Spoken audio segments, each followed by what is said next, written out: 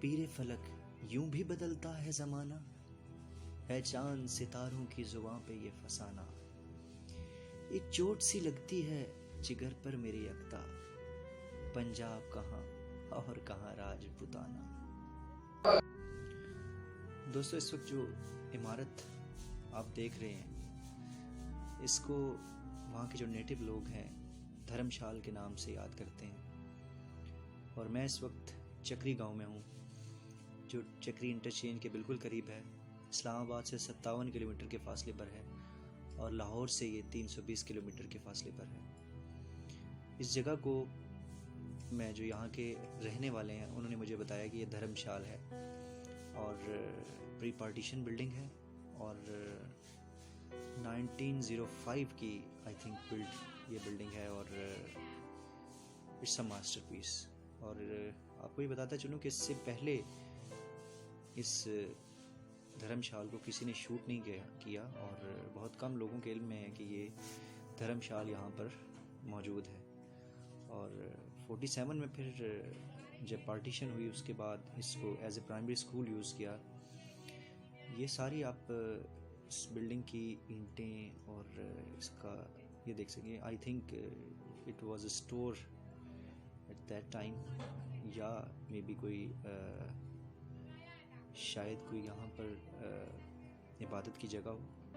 Can't say right now, comments में बता सकते हैं जो लोग भी इसके बारे में कुछ जानते हैं।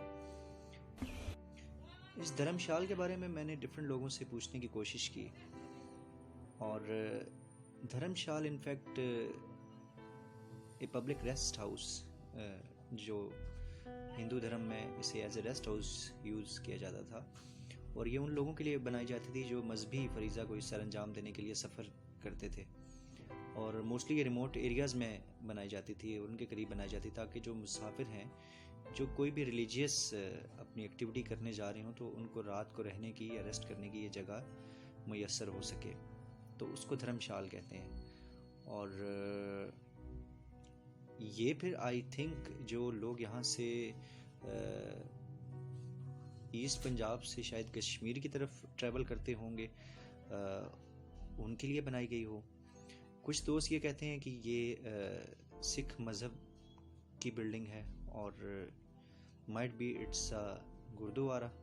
और यहाँ पर जो सिख थे वो स्वां दरिया में सुबह नहाने जाया करते थे और उसके बाद आकर यहाँ पर इबादत किया करते थे। इस वक्त क्योंकि ये बिल्डिंग लॉक है तो मैं अंदर से आपको नहीं दिखा पाऊँगा। लोग बताते हैं कि इसमें एक काफ़ी बड़ी घंटी भी लगी हुई है इसके अंदर, इस बिल्डिंग के अंदर, और जो शायद अब नहीं है। इस वक्त इसकी कंडीशन काफ़ी ख़राब हो चुकी है। एज ए प्राइमरी स्कूल ये बिल्डिंग यूज़ होती थी, लेकिन रिसेंटली यहाँ से अब जो क्लासेस हैं वो साथ एक और बिल्डिंग बनाई गई है, उसमें शिफ्ट कर दी गई हैं। तो it's a masterpiece no doubt. मुझे तो लग रहा है ये खालसा कंस्ट्रक्शन स्टाइल का एक मास्टरपीस है।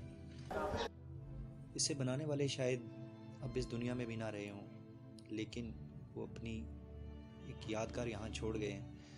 1947 में जब पार्टीशन हुई तो मास्टर तारा सिंह का किरदार बहुत अहम है पंजाब के पार्टीशन में, क्योंकि कायद-ए-आज़म मोहम्मद अली जिन्ना ने उन्हें एक ऑफ़र दी थी, एक ब्लैंक पेपर पे साइन करके ऑफ़र दी थी कि आप चाहें तो पाकिस्तान के साथ शामिल हो जाएं। और ये तक उनसे कहा कि गवर्नर या वज़ीर आला में से एक ओहदा जो है वो सिखों को दिया जाएगा। लेकिन जो थे वहाँ पे मास्टर तारा सिंह इस बात पे बिल्कुल राज़ी ना हुए और बहुत जल्द फिर मास्टर तारा सिंह और उनके जो सिख दोस्त थे, उन्हें जो झूठे ख्वाब दिखाए गए थे उनके बारे में उन्हें पता चल गया, लेकिन उस वक्त तक बहुत देर हो चुकी थी। 1941 में जो पिंडी की मरदमशुमारी हुई थी उसके मुताबिक 6,28,000 मुस्लिम थे और उसके अलावा 82,000 हिंदू लोग यहाँ पे आबाद थे और 64,000 सिख यहाँ वाले। तो चक्री जो है ये रावलपिंडी डिस्ट्रिक्ट का एक गांव था उस वक्त, अब भी है। और जब पार्टीशन हुई उस वक्त में जब पार्टीशन हुई उस वक्त मुतहदा जो पंजाब था उसके 29 ज़िले थे, और पार्टीशन के बाद इनमें से 13 भारत को दिए गए और 16 उसमें से पाकिस्तान में शामिल हो गए। तकरीबन 60 लाख मुसलमानों ने भारत से पाकिस्तान हिजरत की और तकरीबन इतने ही हिंदुओं और सिखों ने पाकिस्तान से भारत हिजरत की। ये एक बहुत बड़ी जो थी माइग्रेशन थी जिसकी मिसाल आज तक नहीं मिलती, और इसमें बहुत जानों का नुकसान हुआ, दोनों तरफ बहुत दंगे फसाद हुए और बहुत से लोगों की जानें गईं। लेकिन आज ये इमारतें हमें बताती हैं कि कभी हिंदू, मुस्लिम, सिख, ईसाई एक ही मोहल्ले में बड़े सुकून से रहा करते थे। लेकिन वक्त ने ऐसा पासा पलटा कि सब एक दूसरे के दुश्मन बन गए, और फिर शायद हमारे कायद का जो डिसीजन था पाकिस्तान बनाने का वो सही साबित हुआ। आज हम भारत की जो हालत देखते हैं, वहाँ पे जो मुसलमान हैं उनकी हालत देखते हैं, तो उनका डिसीजन आई थिंक 110% बिल्कुल ठीक था। आपको वीडियो पसंद आए तो ज़रूर मेरे चैनल को सब्सक्राइब कीजिएगा, लाइक कीजिएगा, इस वीडियो को शेयर कीजिएगा, और इसके बारे में आप अगर मज़ीद जानते हों तो कमेंट में ज़रूर बताइएगा। और आपकी राय मेरे लिए बहुत इम्पोर्टेंट है, और इसी तरह की मैं आपके लिए वीडियोस और साथ साथ म्यूज़िक तो चलता ही रहेगा। अपना बहुत ख्याल रखिएगा। Take care of yourself. अल्लाह हाफिज़।